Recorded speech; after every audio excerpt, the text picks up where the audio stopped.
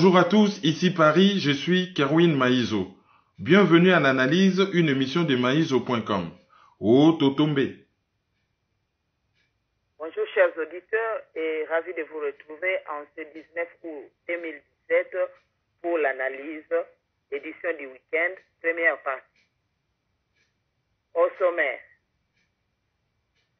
le cortège de Joseph Kabila a été caillassé à Massina. Deux rapports contradictoires sur l'assassinat des experts des Nations Unies au Congo. Et c'est notre page de divers qui va boucler cette première partie de l'analyse du week-end. Bonjour Kerwin. Bonjour à tous, merci pour votre fidélité à l'analyse. Nous sommes sur www.maïzo.com. Notre numéro de téléphone c'est le 0033 758 469 414. Notre chaîne YouTube, abonnez-vous, c'est gratuit, c'est Kerwin Maïzo. Et puis notre page c'est Kerwin Maïzo le panafricain. Vous pouvez nous suivre par exemple sur les décodeurs CPLA TV, canal 199. Sinon, allez par exemple sur debriefingmediachannel.com ou sur la page Debriefing Media Channel. Vous avez la possibilité de nous suivre également sur ccdp-rdc.com. Alors, na sujet na biso ya liboso, cortège ya Joseph Kabila, bapambaki yango mabanga na Masina. Tia biso na contexte pe analyser événement wana. Ben, Joseph Kabila alongwaki na place Afandaka, na centre-ville, na République de la Gombe, et azalaki kokende na ranch na ye ou ferme na ye ya Kingakati. Alors, toyebi que ces derniers temps, et ce n'est pas que ces derniers temps, pour les alliés euphémisme en koloba ces derniers temps, toyebi que généralement, Joseph Kabila est mal aimé à Kinshasa parce que, et l'obata cardinal Monsengo, on ne dirige pas un peuple par défi. Donc, azali très mal aimé. Azali très mal aimé par rapport na pouvoir na ye ou ezali illégitime. Azali mal aimé par rapport na bilan na ye. Azali mal aimé par rapport na situation oyo ya tcheli bakinwa lelo, mai ko katana, courant ko katana, transport passi, colia passi, pas de respect à droit de l'homme, batu bazali humilié, batu bazali écrasé, colonisé, occupé, pays eza susu na ba frontière te, et comme on dirait soko za mopaya oyo uti bamboka moko boza na tous les droits, ba congolais bazali susu ata na droit moko te. Donc ba raison na yoto sala que Joseph Kabila ba yini makasi. Et soka zo leka et comment ko susciter aversion. C'est-à-dire motema ko baluka ko yina eloko batu ba sanzi, makambo batu ba sanzi, muto batu ba sanzi aversion. Alors, Joseph Kabila azali kokende il y a 3 jours na ferme na ya Kingakati. Tango matibu akomi na Masina na boulevard Lumumba wana, alors ba jeune ba wololi ye penza bien ba wololi ye accueilli ferme. Tango sikoyo azozonga comme d'habitude, ezalaka toujours ba sirène ezo beta cortège. Déjà na musika bat ba yebi déjà kazo ya escorte na ye ba ko devancer déjà ba telemisi ba mituka ba libérer balabala et ba obliger mutu nyon surtout à telema et ba oyo baza na kati ba véhicule ba kita ba telema. Alors là ba jeune ba yoki kazo ya donc ba se préparer et ya mbalo ba moni ke ko wolola ezo ko kaye lisusu te, donc ba bambi ye mabanga ba kayase ye. Information na so bozo luka un grand média oyo confirmé ango ezali la Libre Belgique. A comment qui yango na édition na ye en ligne il y a quelques jours, ou la Libre Afrique. A comment qui yango et ezali confirmé kuna. Et ce n'est pas le seul média oyo et confirmé information. Alors, qu'est-ce qui s'est passé? L'ère ba bambie mabanga aleki, batu ba remarqué que quelques temps après, garde républicaine et zongi na quartier ba bamba ki mabanga ba ramasser bi ramassa. Mutu nyonso atangami kaka zali jeune. Ozobeta dame ba ramase yo. Ozobeta carte ba ramase yo. Ozobeta masolo ba ramase yo. Ozobeta miziki ba ramase yo. Ozolala ba ramase yo. Ba ramase penza ba jeune ba ramase bango. Alors la Libre Belgique a pesi chiffres ezo varié entre 100 à 150 personnes. Bien que ba média mususu neti politique.cd bango ba pesi 50 personnes. Mais chiffres ezo varié ceux qui ont combiné plusieurs médias, ils ont fait ça entre 50 et 150 personnes bazala qui ramassé. Et bah même bango sans autre forme de procès direct na makala. Bon, déjà mutu, ceux qui bazo reproché kasali infraction, mutu wana lekisakaye devant juge. Parce que toute personne est présumée innocente jusqu'à ce qu'un procès régulier, équitable, contradictoire ait prouvé culpabilité. Et ça, la Déclaration universelle des droits de l'homme. C'est-à-dire que, à part qu'il y a flagrance, tout ça la likambango. Mais ceux qui bakuta kiyote, aux alliés présumés innocents. Bazo supposé qu'aux alliés innocents. Oh, ils sont bazo ça la wane les alliés soupçons. Les alliés allégation. C'est-à-dire, lobby que yom to sali. Bazo allégation. Bazo soupçonné que yom to sala ki likambwana. Mais pour na baye kozali coupable que ya solo yom to sala ki yango. Et que ozo mérité et tumbu. Il faudrait au leka na jugement. Jugement ezalaka toujours contradictoire. C'est bazo pesa yo parole. Procureur a lobby yo lobby. Il faut zala na avocat na yo, il faut ba droit na yo ezala respecter jusqu'à ce que culpabilité na yo ezala prouver devant juge. Alors, ce qui que bo juger mutute bo memie direct na boloko ezali arbitraire, ezali vraiment arbitraire et ezali contraire na déclaration universelle ya droit de l'homme oyo Congo a ratifié, c'est-à-dire andima yango. Et comment mobeko po na biso et kota na constitution ya Congo ou mukanda oyo ezali ko servir de constitution na Congo. Alors, eloko oyo albuso to kolba. Eloko mi bale ezali que tango bozo ramasser batu ke basali infraction. Bato basala ki infraction boye bibango talo ba o ba ramasser c'était sur quelle base ya critère nini o ba ramasser la kibango. Est-ce que kozala jeune ezali critère? Est-ce que bazali na ba preuve que ba jeune bat babeta ki mabanga? Sikoyo ba jeune wana ba ko prouver culpabilité na bango ndengeni. Normalement dans un état de droit, ba linga ki ba mener ba enquête mais calmement, enga ki zo temps enga ki zo ba enquêter banga ba sopana na quartier wana ko meka ko yeba nani est-ce que ba vidéo surveillance pour bango ba sombaka ba caméra za na kinona ba tsaki ba caméra belé ba tala ba caméra après bakobanda kokanga batu bakosenga dénonciation makambu bakosala banquette bango basali yango te baye baramase batu na ndenge ya kiyanke na ndenge ya kigangi baramase batu infraction ni basali outrage à chef de l'état caillassage ya cortège à chef de l'état. Bon, c'est au juge de qualifier l'infraction apesa yango kombo. Mais ce qui paie caillassage wana ezali infraction à caractère politique. Ezali une manifestation politique ya batu oyo bazo boya mutu azala na pouvoir en dehors ya mandat en violation de la constitution. Et article 64 ils ont payé tout congolais droit ya kotelemela mutu to groupe ya batu nyonso oyo bakamati mboka bakomi kokamba yango na ndenge ya nko e komema yango na nzela ya mabe. Donc, ezalaki droit na bango légitime par rapport na constitution. Parce que article wana ils ont payé ça batu devoir, obligation. Mais de l'autre côté, mutazali armé. Bango, bazali armé te ba utiliser ba kayo. Et toyebi que véhicule ya Joseph Kabila ezali blindé. Donc, wana ezali élément oyo juge to procureur sokazo poursuivre akokaki ko prendre en compte. Pona koyeba ndenge nini ba koki ko juger likambo wana. Parce que ce qui est une infraction à caractère politique, bon, yango pe zalaka na mwa régime nango, ce qui est qui manifestation politique, bon, alors bino bobeta ki mabanga, bakangi bino, ba identifier bino, bako sala bino rappel à la loi. Et puis batouana bako brandir na bavoka na bango balobi non, ye afroda ki na élection. Manda ngo pe ya koyiba et c'est leki. Azo continuer ko konza batu nanko, yango wana pe biso to protesta ki conformément na constitution.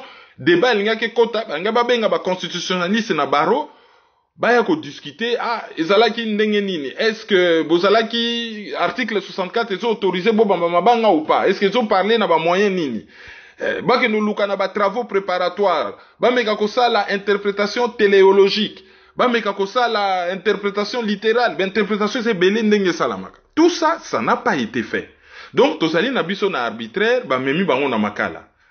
Bon, ndenge toyebi, ndenge fonctionnera na Congo, même si tu as na preuve te, tokoki ko craindre, tokoki ko banga, que ba jeune wana ba subir ba fimbu, ba torture, dernier de kobeta, et que kobima na bangwana eza la pasi, et que ndenge ba ramasser bango chiffre yebanite, mukolo musuto yoka pe ke ba misusu pe ba limwa, d'autant plus que, na kati ya ba jeune wana, soki kaka ba tombe na ba jeune mususu baza déjà fiché, na ba service à renseignement fiché na police, makambo ebele ekoki ko salama.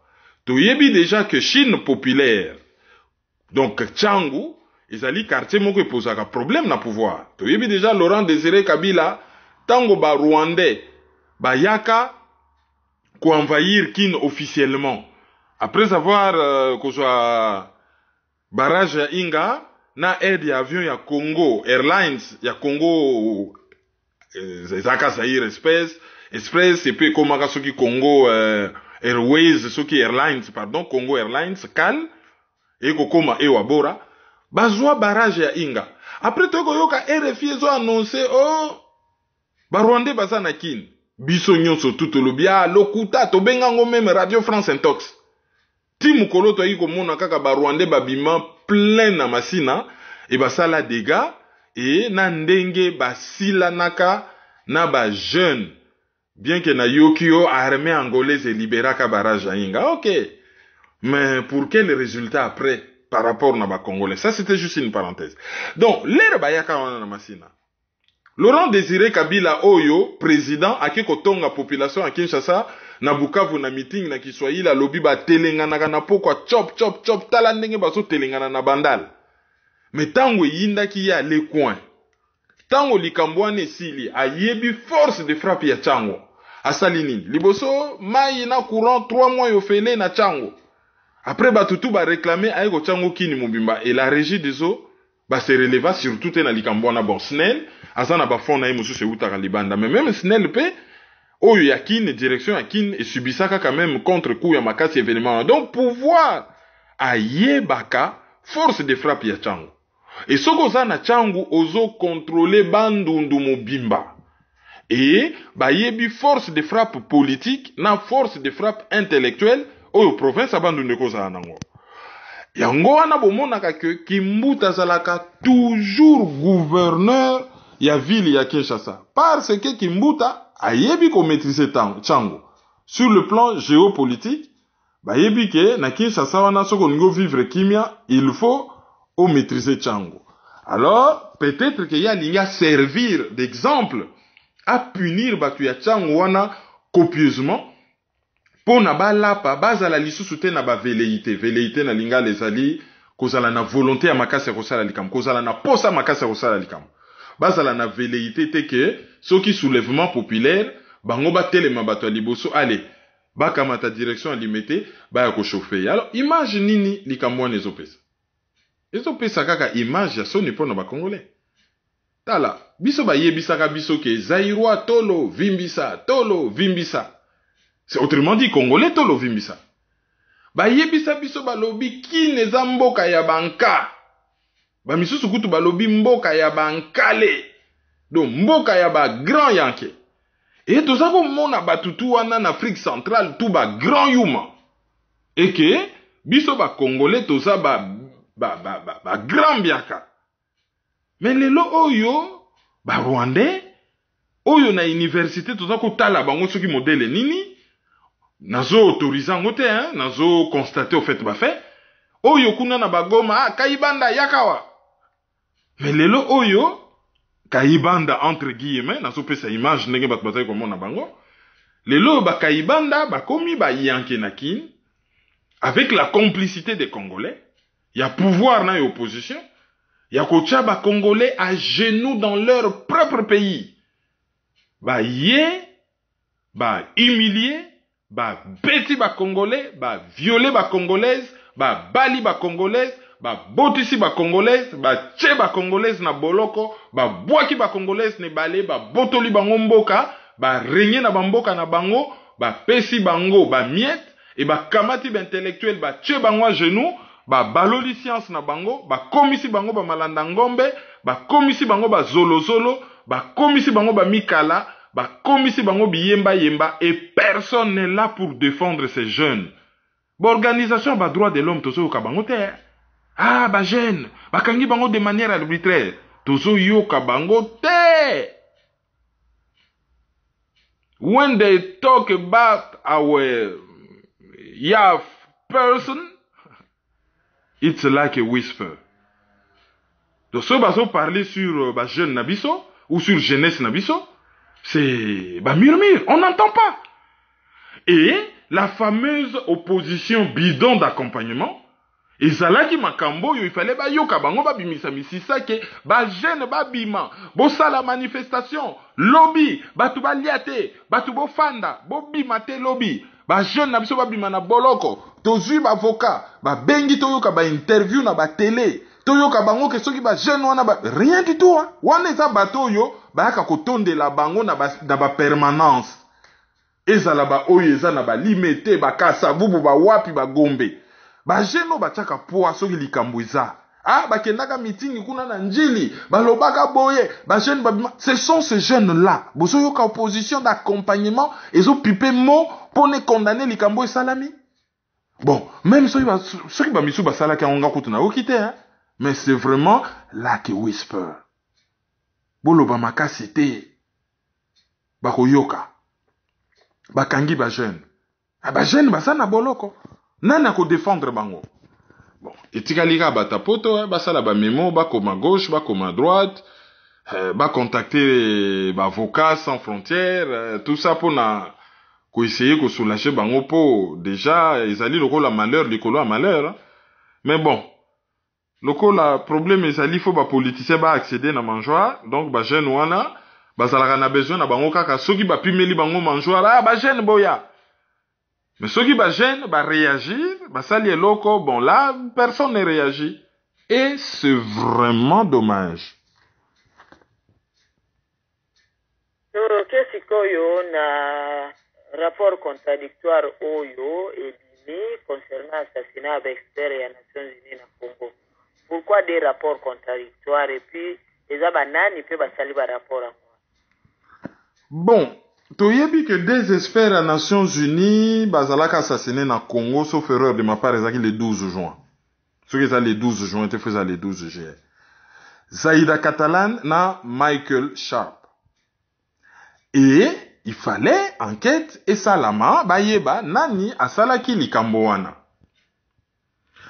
Enquête wana curieusement, débat ezalaki, autorité congolaise balobi bango moko bako enquêter sur oyezo le Kanakasai et basi bakangaki pe batu na bango et babandaki procès moko, mais procès moko oyo ezobika ka justice congolaise de batu basa na confiance na ngote, procès se bandaki mais certains acteurs clés oyo bakokaki kobenga bango bakoki ko citer bango ba comparaître na procès wana non basate benga bango te batika bango bon c'est quand même curieux misusu même s'échappa. Donc comment qui tout un débat gouvernement congolais comme ko prétend de souveraineté na ye. Alors côté des Nations Unies batindaki deux groupes ya enquêteurs par rapport na dossier wana. Groupe aliboso ezali groupe d'experts ezali batu oyo Nations Unies a embauché bango bazani ti batalibanda mais bazani expertise na makambo etali ba droit de l'homme ba enquête hein bako zo na bango boye bazui congolais allemand sénégalais indien balobi bon yo zali expert ozali avocat yo zali juge yo zali expert en informatique tout dans la dossier na pays moko boyale binobo ki no sala enquête kuna comme des experts ezali groupe d'experts. Zaïda Catalan na Michael Sharp bazalaki ko travailler na kati ya groupe d'experts bazali ba fonctionnaire à Nations Unies mais ba benna bango libanda ba embauchaki bango donc ba collègue na bango ba groupe d'experts ba kei ba sali enquête mais yemoko Nations Unies pe atindi ba enquêteur na ye ba ki no sala enquête sur place. Pourquoi des enquêtes organisation kaka moko to éviter ça c'est vraiment ça fait des ordres. Alors tango ba komi kuna groupe d'experts ba publier rapport ba lobby ezala ki prémédité donc loko moko ba préparaki ezali te meurtre mais ezali loko moko prémédité préparé eza on dirait ba tombaki na guet-apens motambo et na motambo wana apparemment ba bomaki bango batebele mokole salamaki ezalaki na 16h Et na kati ya bato ebele wana bazo supposer que baza na ba raison ko croire que ezalaki pe na ba membre ya force de sécurité congolaise, c'est-à-dire ba mbolombolo ya Congo, ba policier ou ba militaire. Donc bango bazo incriminer ba force ya sécurité congolaise que il y a de fortes probabilités za makasi, je parle même en termes de probabilité. Selon bango bazo supposer que bazalaki wana. Baza na ba raison ya ko croire que bazalaki wana. Et balobi que procès c'est bandit, mais bazo trouvé quand même bizarre que eza na bactère clé na likambo wana oyo, bon, gouvernement on dirait, bon, la landeli bango te. Donc on dirait kaza na posa olandela bango te. Soki bango ba mentionnango sur 2 pages, rapport eza na 2 pages, donc baza ko se plaindre que batu wana, bon, gouvernement so landela bango te. Tandis que groupe ya ba enquêteur ya Nations Unies, bango bazali pe d'accord qu'il y a eu préméditation. Bazali pe d'accord que ezalaki motambo. Mais on a bango baso soupçonné ba milicien, o bango baso benga ba milicien, il y a groupe Kamwina Nsapu. Commodité de langage to so utiliser non wana. Donc ils ont ça là que Nations Unies a recevoir 2 rapports contradictoires. Alors nani ako départager bango. Parce que ceux qui enquêtent wana esalami toko yeba réellement ni nezo le kanakasai, pourquoi ba kasayen bazo kufa bonyama ndenge batu ba sili na Kivu, ba kasayen c'est-à-dire ba congolais hein, n'oubliez pas. Toujours catégoriser, tu peux démontrer que utaki na Kivu et na Kasai. Et ça même na tanti du moko na Belgique, to so ane lobby na téléphone, ayebi singa lobby tango premier ministre azaki muta Kivu, ba sasi bato Kivu ko sasa. Bon muta Kivu, ba misu bazala kutu likolo mususu ngambo kuna. Sikoyo ba premier ministre ba komi bata Kasai, ba komo sasa na Kasai. Comme ça batwana ba fani na bango nye pezo bimaneti ke yo moko mto fongoli porte ya ndako na yo baya ko sasa wana. Mukolo bako cha premier ministre Mutaba Congo a le curseur ba massacre ko se déplacer et ke na ba Congo. Et je pense que ce Rwanda oyazali très engagé na combat, elle n'a pas tort. Bien que na boy na ko tanga kombo na yebanda na lettre B. Elle n'a pas tort. Raisonnement oya mené. Donc enquête wana au-delà de l'assassinat, il y a 2 enquêteurs à Nations Unies, il faut to yeba. Et loko nini yango esali que makambo wana ya na Kasai. Est-ce que ezali ba minéraux ba découvrir kuna? Est-ce que ezali ba intérêt moko occulte bombani? Est-ce que ba multinational ba yebi likambo wana? Ndenge nini chef Pandi ou Kamwina Nsapu akufaki? Nani amemie na liwa? Ya sengaki MONUSCO alobi bon, ya linya se rendre. Pourquoi ba bomaki? Pourquoi ba koma ko nommer ba chef coutumier? Ba chef coutumier, eza na makila. Biso ba oyo si, eza na makila. Eza na makila. On n'a pas été nommé. Nzamba chandenge wana ke mutu oyo azali mokonzi place tel et ke ye pa ya banana. Il y a pas de nomination. Non sikoyo ba ponia ndekwa ruberwa yo komi chef awa. Ah yo mutu tel yo komi chef awa. Yo yaka kokumisa yo lobaka umela. Non. Biloko wana ezalaka na makila. Alors, enquête pe koyeba. Pourquoi ba koma ko nommer ba chef coutumier? Pourquoi ba boma Kamwina Nsapu? Pourquoi liwa ekoi na Kasai on dirait mbula mabange sonoke la bato? Enquête il faut ekende mpe au-delà. Soki Zaïda Catalan na Michael Sharp ba yebani. Notoriété na bango na passeport na bango ya malonga, c'est-à-dire passeport américain, na passeport suédois. Et ça là que makila na bango etangite pour rien en fait. Et faire éclater vérité que ba acteur nyonso oyo bazali impliqué de près ou de loin. Babenga Joseph Kabila, babenga Boshab, babenga Shadari, babenga Clément Kanko, babenga ba gouverneur a Kasai soki Kande soki nani, bamutu, batutu oyo bakoki koyeba de près ou de loin. Ezana général moko sana kombo ba Rwandais bo esalaka difficile rombere soki nini. Bamutu. Babenga bango, qu'on le juge, ou ba transférer bango na CPI, parce que o ezali koleka na Kasai ezali inadmissible. Nazo rappeler bino coopération Kasai, ils ont continué,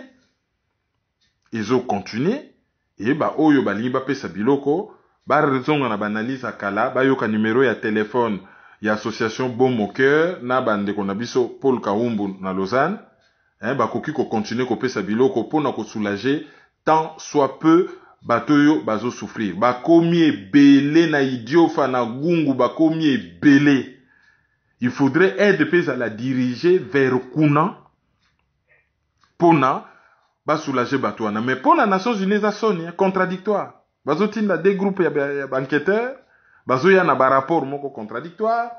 États-Unis oyo bazalaka soki ka ba toucher américain moko conformément na constitution na bango mais ba telemaka bayaka nganzi tozo basu makambo ya lakire la oro bato italien wana oyo ba détourna kango n'époque oyo Samil Basayev azalaki ko régner makasi kuna ya Tchétchénie. Les américains moko azalaki wana c'était un homme avec handicap. C'est juste simple précision hein, l'handicap c'est pas ça qui détermine un homme c'est musuni na molimo quelle que soit forme musuni wana ou quelle que soit même forme peut molimo wana hein. Bon nayebi kuté pourquoi on a précisé un homme avec handicap, je suis désolé mais façon yo balandela kaye façon ba défendre kaye mais on a assassiné un américain. On a assassiné un américain. Même Suédois. Oh, ce n'est pas un pays militaire, tout ce que vous voulez, mais ce n'est pas n'importe quel pays, la Suède. Mais on dirait, bazo banga, bazo rasé, ba mur, ba yebi secret. Babiloko na balande la kate, so ki ben terrain na bango ils allaient impliquer. Yango na bo remarquer na Belgique. Il y a tout un comptable belge à bunga na dossier du Ferco na princesse Maniema Crampin. Belgique a fait na nye. Ti, allez, bakosi batu vite fait. Akufi na Goma. Akufi. Oh, princesse Maniema Crampin soka kufa boye la biso bembe na ye. Bokanisi ke tobo sana dossier wana, toko tuna kabino toujours. Princesse Maniema Crampin koma wapi. Donc, soki ka kezo toucher ben intérêt na bango, bon, ils sont prêts à sacrifier même batu na bango.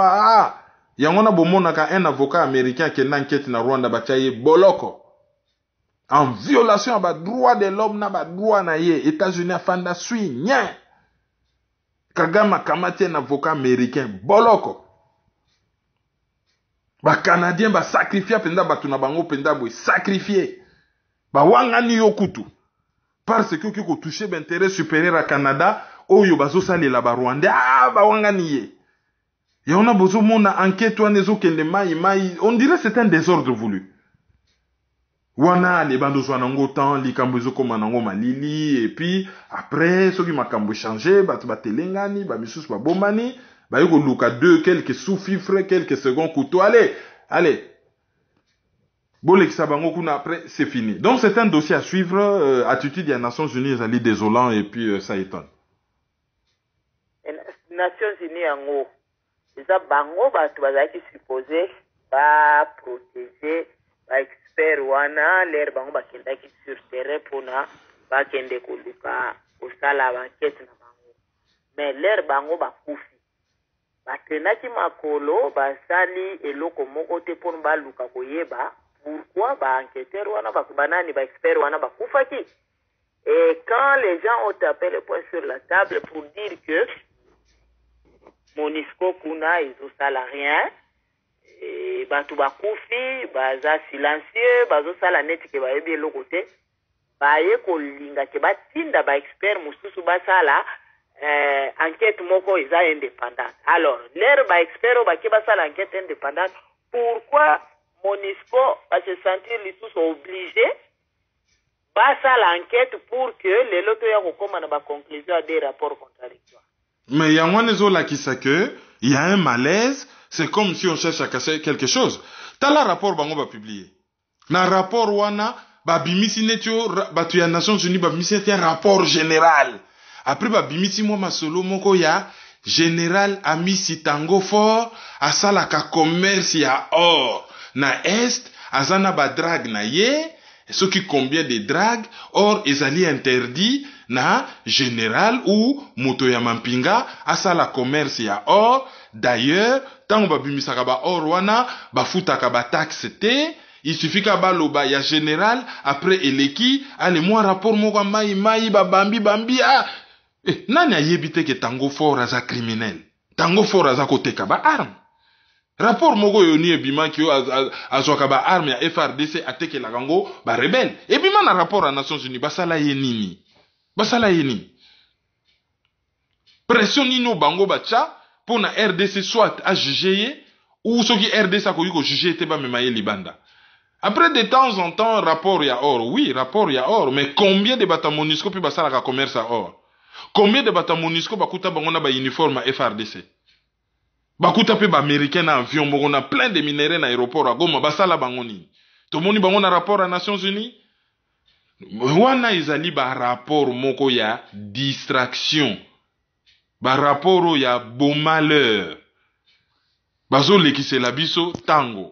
MONUSCO ONU ezali force d'occupation. Ndenge na lobela rabino ke makamba Congo. Ezana ba commanditaire.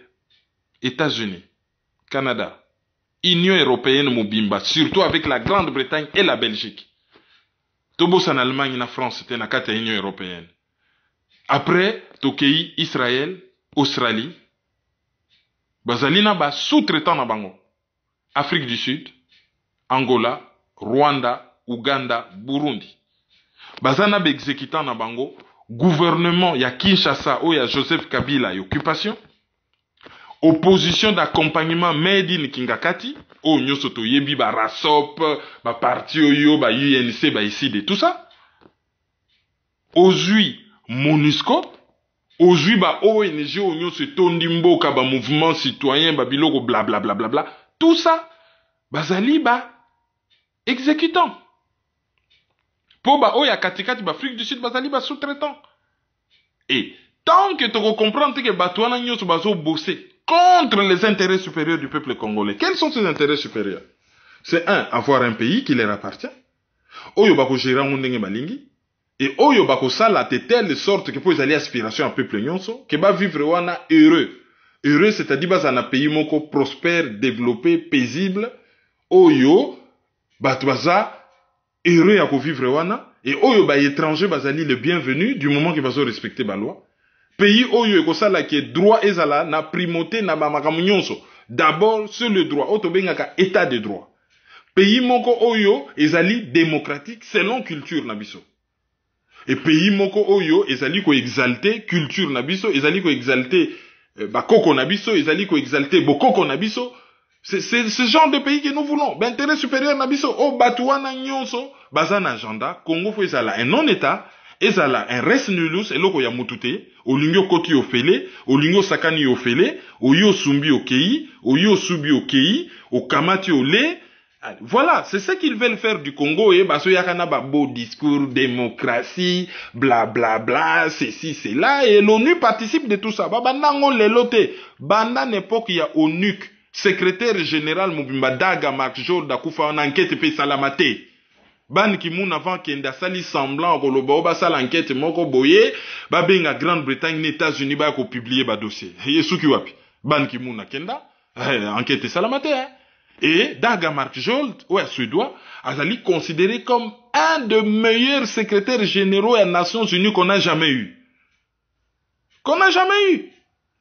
Après, Baka Kocha Kurt Waldheim, Oyazali, un ancien nazi, Bacha Yepe secrétaire général, Baloba, Bacha Yepe wana, Afanda nae. Mais tant que Boutros Gali a yewana, Alinga Fongolambanga le, Menele, guerre, Bacha à côté, après, Yena Ndekonabiso ya Bwana, Oya Ghanéen Kofi Annan. Après, Yebi Kopo et les Kaki na Rwanda, Koufi, Allégué, Pessie prix Nobel de la paix. Mais Xavier Pérez de Kouela, Yazaki les Vénézuéliens, le rôle Azalaki un peu lisse, mais Azalaki efficace, Yebatike moi kimia. Période mon quoi, Pessi Outan, ouais, Azalaki Soki Birman. Bon, il n'a pas de hauts faits d'armes. Mais, secrétaire général, c'est quelqu'un, c'est un bon diplomate, mais, banquette à ONU, on a so talika ka histoire, ONU, na secrétaire général, tout. Secrétaire général, Mobimba Kufa, enquête à Malonga, pe Salamate Tilelo, enquêteur, on a pe, bakogi Olandaka Kanzela ya Daga Mark Jol, sans enquête. Enquête ko sala makaka, si y a un état de droit au Congo, bako sala véritable enquête, et mettre ONU devant les faits accomplis. L'équipe, on n'a pas une abysse à divers. sujet Nabiso, il y a Lelo et Zali, un dialogue en vue entre les musiciens et les combattants. Qu'en est-il? Bon, toyebi que depuis un certain temps, Conseil national de la résistance et Pekisa ba concert. Et les kamona tango bandaka ba musiciens belé ba kanisa ke za blague. Alain Pela yebsanga lobi tango bandaka ba kanisa ka kya feu de paille, feu follet, moto ane yogole kesama ya moto. Et puis ba mona ke logo la blague ezwa pesa en pleurs pe koma sérieux et puis koma suka nambargo. Et komela bango kaka. Taboule ya kenda amona suka nangote. Papa Wemba kenda amona suka nangote. Emene ya kenda amona suka nangote. Bon, Moussou Saouti kokufa dernièrement papi ipepi batbalobi nanga ndeni olobela ki était je suis désolé. Nos condoléances les plus attristées na batunyo so bayebaki. Ye pa uto kufa ya zali mwana poto to salaka na yawa amona suka ya embargo wana te. E batunyo so baka komeka kindoki. Bako manipuler batu bayebi ke tribalisme kota na diaspora batindikeli batu jibe. Isimbate hein. Après logo la jibe isimbite Fali Pupa isimbite. Ah Fali Pupa isimbite tozongisa héritier Watanabe isimbite. Et en filigrane ba chanteur ba lembi. Alors ngai j'ai été contacté par Patrick Mboyo oyazali journaliste musical, mais Sikoyo a commis qu'on utilisait caché na Sika un peu plus. Azali enseignant, chercheur na université à Evry Courcouronne et Azali impliqué na makambo musique. Bon, asalaka projet moko Congo mon pays, oyo ba chanteur ebele bele ba sanganaka ba yemba pona Congo. Alors a contacté nga lobby que à la demande il y a ba chanteur asalaki yango déjà na période oyo bat bazalaki ko empêcher concert et hérité à Watanabe mais isuka qui un peu en eau de boudin parce que bon la tendance c'est que bat bazalaki très nerveux, très excité, c'est parti dans tous les sens. Alors a recontacté ngai que à la demande de certains musiciens Alingi a engagé un dialogue entre ba musiciens et ba combattants. Alors principe à dialogue wana ezali que il faudrait, et nous kolobaka te que conseil des autres mais il faudrait déjà qu'on établir contact batba fanda face à face, babanda ko solola, babanda ko lobana certaines vérités en face. Et ce qui te lobi to pousser réflexion un peu plus loin. Ba chanteur ba kanisaka ke, ce qui le lo kabila longwe embargo en isili. Bazo rêver, bazo lota. Pourquoi? Parce que ndenge na yebisaki bino na bi embargo wana ezali kaka te que soki mboka ezo occupé ndenge na lobaki na bino mutu face na trois attitudes. Ou azali courageux abundi contre occupation, à ses risques et ses périls, akoki kokufa. Mais mourir n'est rien. Mais ko vivre à genoux, c'est mourir tous les jours. Mutalobi bon, na banyoko langa, na nakufa na poni na kufa. Mais soki na bundi na longi, c'est bien na longi na récupérer loko nanga. Première attitude. Deuxième attitude ezali ke mutu ako lobaki alobi te nga naza na nga lâche no kokamaka mwana te afandi nyema zo loba rien. Mais attitude o eleki mabe syndrome di larbin mutu oke akomo kumisa me munguna na ye mutu akotele na ndabu ye akomo kumisa ye et akomo sala même na ye mutu wana babengaka ye na mokuse collabo c'est-à-dire ba collaborationniste collabo pas collaborateur hein? Collaborateur za mutu asalaka na mutu na ndenge ya bien. Collabo ezali oyo penza ya mabe ville. Alors, collabo azali mutoyo na ba pays neti ba pays scandinave, ba Norvège wana bazali bani de génération en génération. Et na ba pays oyo nyonso tout baza batu ya soni désigné du doigt, famille wana eza famille ya ba collabo. Alors, ba musiciens nyonso ba collaboraki mais pas seulement ba musiciens, ba leader d'opinion, c'est-à-dire ba politiciens, ba musiciens, ba comédien, ba pasteur, bazalaki sanctionné que ba koki ko exercer les sous activité na bango te parce que exercice ya ba activité na bango ezali nuisible déjà pour na Congo ezali nuisible pour na réputation à Congo et par rapport na mabe basali il faut bazala puni. Wana zo sala bino simple rappel. Mais na yaki ko bakisa na lobby embargo wana pourquoi so ba politicien basi ba betama ba Kengo ba Yves Kisombe ba Cheo Kitundu ba betama ba pasteur ba betama ba na Londres boyebi combien bo beta kuna ba na Belgique boyebi ba na France boyebi pour ne citer que ces exemples là. et ba comédien ou ba koki koya na poto te ba yebana. Et la liste n'est pas exhaustive. Mais soko tali batu nyonso bazo landela, à part makambo ya politique, ba sala ba mabe misusu etikela batu ba pota. Ba musicien, ba senta bana ya batu, ba mela batu ba mbongo mabanga, ba mela batu ba mbongo bangulu, et sisita kanda moko, ba pasteur misusu, ba bimana basi ya mabala, ba sala boye, ba politicien, ba tinda bana batu, ba kendo kufa pona benten, batu wana nyonso ba yinela bango. Mais quand tozo beta masolo ba musicien, ba sala pe mwa ba gaffe misusu e sala ke batu ba yini bango, et batu wana bazali carburant o e sala kake, ba manifestation contre ba musicien e zwa moto makasi. Mais lobi a soki o basase Kabila. Batu basa pe capable ka ba bimisa ba lobi bino lokola bokopera ki na yebo landa yebo kende. To boyi bino kaka. D'où il faudrait déjà batu banda ko se préparer ko amorcer le futur. Soki Kabila kei e ko lekandenge ni. C'est là Patrick Mboyo a lobby que dialogue wana ezali te forcément conseil rezonga. Dialogue wana ezali déjà ko établir contact. Koyeba ndenge makambu ekoleka, et dans un premier temps et ça la mana ba musicien oyo bazali impliqué te o ba yembela ki Kabila te. Alors ezali événement moko oyo il faut se préparer maintenant, mais et ça la ma à la rentrée, et ba contact eza na kozwama na ba musicien, bon batindela kinga liste ya bato baza déjà d'accord pour ba musicien mususu balobaki ke balembi singango ekomi moto, donc baza étouffé vraiment ba solo la kaka ba desserrer na no singawana baso koka souté. Bon, ba combattant pe bazali, il y a beaucoup de groupes, il y a beaucoup de désordre, ezana ba mususu bazali compromis, ba intérêt un peu divergent. Alors kosangisa un premier groupe de musiciens koluka pe batu oyo bakoki koloba au nom du combat. Batu wana bakoya wapi, bako négocier wapi, logistique bakokuta na wapi, sal nini, makambu ezali ebele, et te mettre dans un premier temps réflexion oyo à votre disposition pour na sincèrement bon enrichir yango. Bon enrichir yango na Facebook, bon enrichir yango na forum na maizo.com, bon enrichir yango awa na chaîne YouTube na ngai, de telle sorte que l'air makambu zo salama, c'est en fait bino bat boko décider. Voilà. Donc, dans un premier temps, je vous informe que il y a une démarche au Salama entre musiciens, bango de leur côté apparemment, groupe ya batubako yana basina mibali déjà comme oyebana. Et comme oyebana, je ne vous cite pas encore les noms, banalisme sous ces alliés, puis Patrick Mboya roule canabé émission, à quoi expliquer.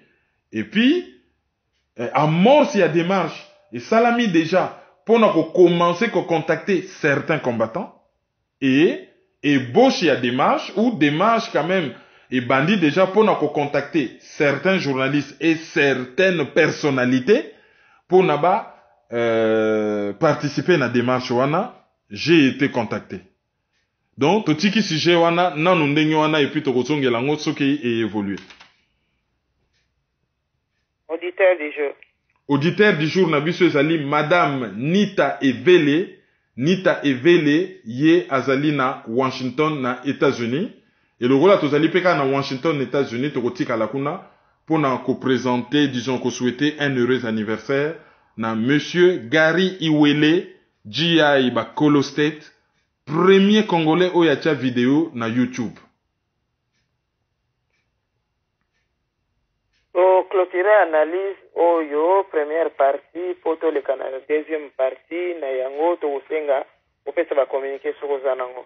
Le 9 septembre na Danemark eza un événement mo au Salamakuna parce que comité ya communauté congolaise ya Danemark et ko sala remise et reprise na comité élu ya Sika et tokozala na Copenhague pour na ko participer à l'événement wana. Et puis boye baka que na octobre, le 14 octobre eza un événement moko ya munene na Suisse ko sala na Zurich. C'est à caractère culturel, mais le moment venu où toko yeb sabino déjà bangwandi nyonso ya Suisse bako sala un grand événement culturel na Zurich. Le moment venu toko tenir bino informé pour na yango. Et puis, Stanislas Longo a mis en place un groupe, il y a Renouveau, il y a RDC, et groupe wana baza na ko recruter mais bateau baza formé na ba domaine tout, ba sociologue, ba médecin, ba politologue, ba économiste, mais bateau baza na ba formation pointue na niveau na bango ou na ba domaine na bango pour na ko préparer à venir ya Congo. J'avais trouvé ces projets très intéressants. Mais le roi Tokoki c'est déjà 45 minutes. Toko zongelaka yango na ba analyse la semaine prochaine. Toko détailler yango moi mouké pour na bomona quand même comment certains Congolais bazali na ko penser déjà na lobby. Bon, premier projet zali déjà ko lutter pour na mboka za la récupérer, mais ceux qui za récupérer aux akate que ils a récupéré et puis boyebi teni ni bokosala. Non, ceux qui za récupérer boyebi déjà que yé a ko reconstruire awa, yé a ko reconstruire boy, yé a ko rééduquer boy, yé a ko tonga boy na no salamate, yé a ko réparer boy, yé a ko zala awa, yé a ko kanga awa, yé a ko bongisa awa. Donc projet wana ba Stanislas Longo ezali très intéressant et tokozongela kango en analyse. Et puis bolanda papa Jonathan Minga y azali na Houston, États-Unis. Tout ça là qui émission échange na ye ezali na maizo.com. Le gros là, parce que se plaindre que ça na makambason, ce n'était pas la dernière émission tout ça na ye. Oui, on a eu vraiment un petit souci technique, mais bah c'est fait l'émission Makasi. Je crois que to luka na garantie bino na noté mais to luka possibilité. Il y a que ça la deuxième épisode parce que tu as remarqué qu'il a beaucoup de choses à dire. Tu as remarqué que ayebi mingi. Donc boken na maizo.com, boken de koyoka yango. Et pour na kosuki ça ba coordonner to pesa bino ne bandeli ya émission. Na suka to bakisaka ka PayPal na biso ezali maizo@hotmail.com et puis téléphone na biso 0033 758 469 414 ezali Laika Mobile ou bien Lika Mobile ya France pour na ba oyo ba lingi ko charger yango na ba unité pour ezali téléphone na bino ya liaison oyo biso to simbela kabino. Donc je crois que mutunyo il faut à participer na fonctionnement na yango parce que il joue quand même un rôle makasi pour na ko relier communauté congolaise awa na diaspora na bana mboka et tout ça. Na yango to suki wana pour na première partie, il y a analyse du week-end, il y a les 19 août. Au revoir. Merci, au revoir.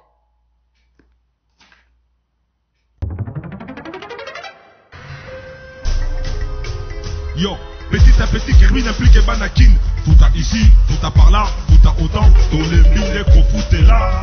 Peuple congolais. Yo, qui n'a le toza ba colocataire? Où les ali colocataire? Qui n'a le toza ba colocataire? Où les ali colocataire? Qui n'a le loto koma ba colocataire? Où les ali colocataire? Qui n'a le toza ba colocataire? Où les ali colocataire? Donc c'est soutenir. Il faut donc lutter pour une nouvelle société. Mais pour la lutter, il faut que la arme, il y a vérité, il y a justice. Totika lokuta, totika hypocrisie.